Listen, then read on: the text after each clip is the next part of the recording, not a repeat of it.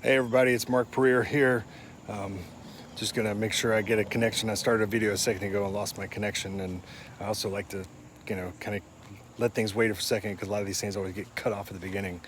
But the thing I wanted to talk about today is that we've put out the Ivan Runer book. We've put out a lot of research on that. There's just been a lot of work.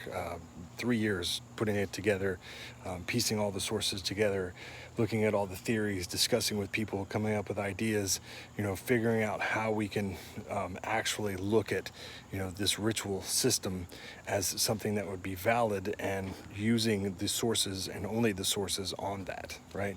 And so a lot of work, a lot of stuff that we've put into it. And the time has come, we're wanting to start looking at actually manifesting it, making it real, putting it together. And that's something that we're going to start doing tonight.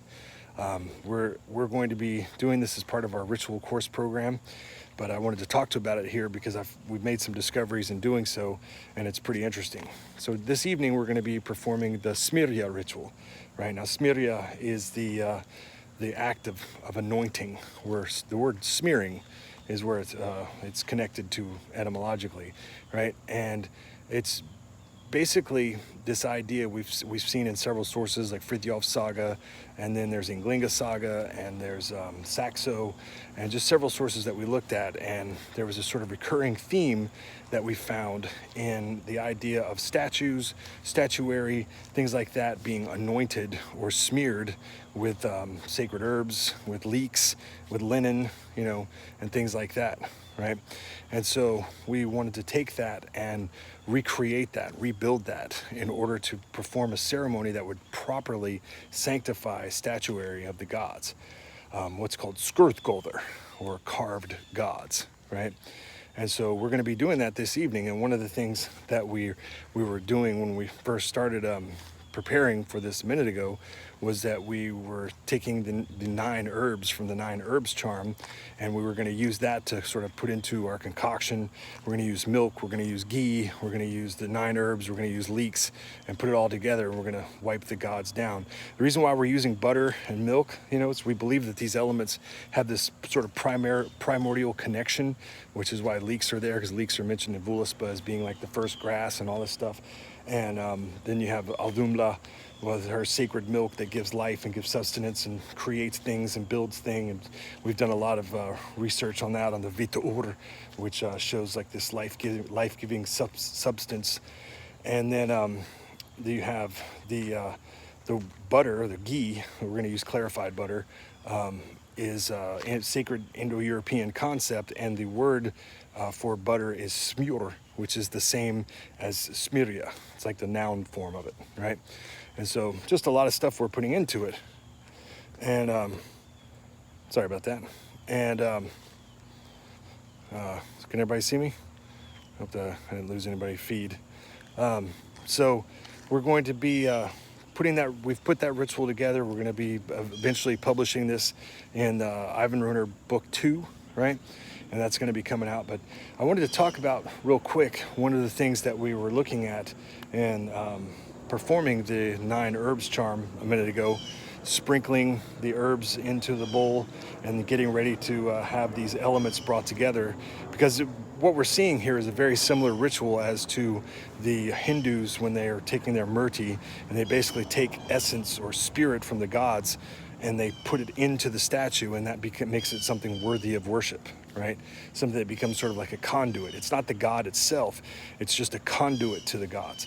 And so there's a divine spark that's put into it and makes it something that you can worship, right? And that's the concept. We want to, make sure everything is authentic, and we want to have the basic principles behind it.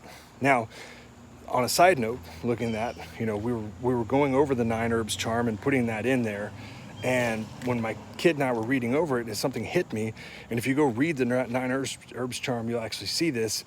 Is we've talked before extensively about the 9 needs, right?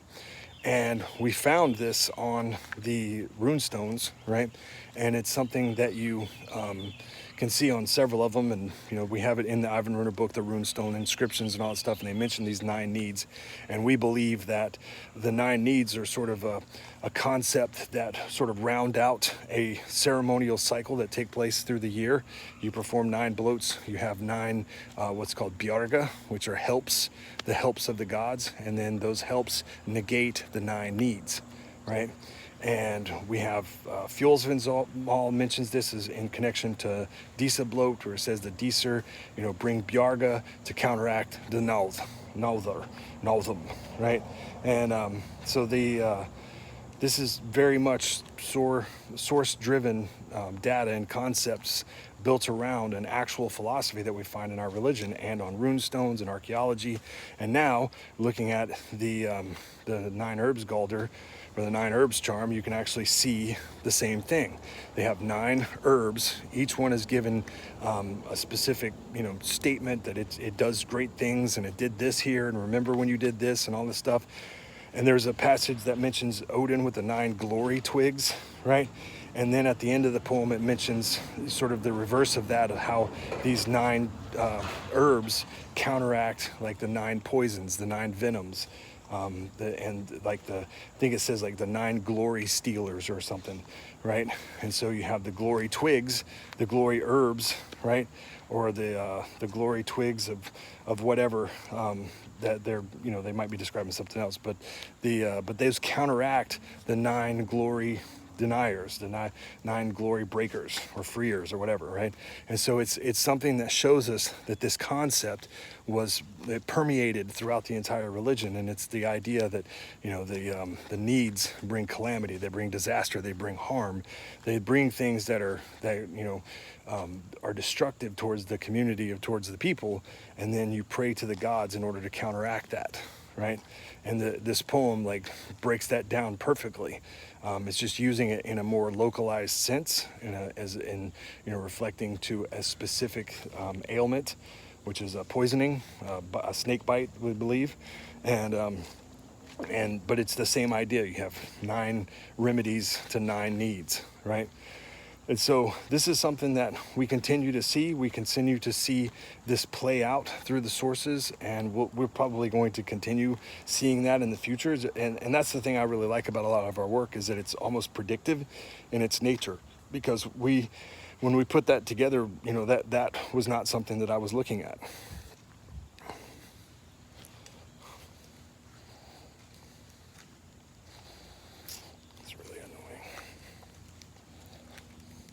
Sorry about that. So when we put that together, that was not something that we were looking at, or we were even considering. The idea of this, connecting it to the 9 herbs charm, wasn't there when we were, because there's so much you got to look at.